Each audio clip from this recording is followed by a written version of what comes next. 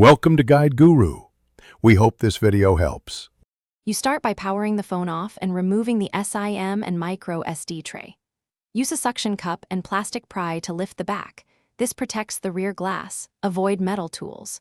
Once the adhesive loosens, run a hair dryer or heat pad at low heat to soften glue.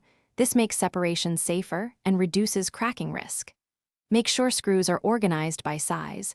With the back open, you're ready to access the midframe and charging assembly. Next, remove the shielding screws and disconnect the battery first to prevent shorts. You'll see the USB-C flex cable. Gently pry its connector up and free any adhesive holding the port.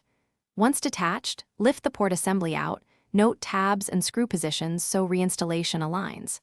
Compare the replacement part. Identical pins and screw holes mean no surprises.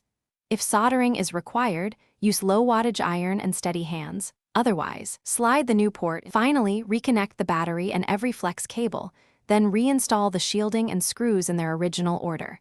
This ensures grounding and stability. Replace or apply fresh adhesive to the back, preheat for a few seconds, then press firmly for 2 to 3 minutes so the glue bonds evenly.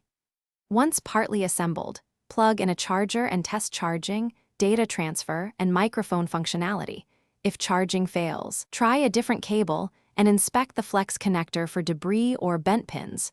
Replace part if necessary. Thanks for watching. Consider subscribing if we helped you today.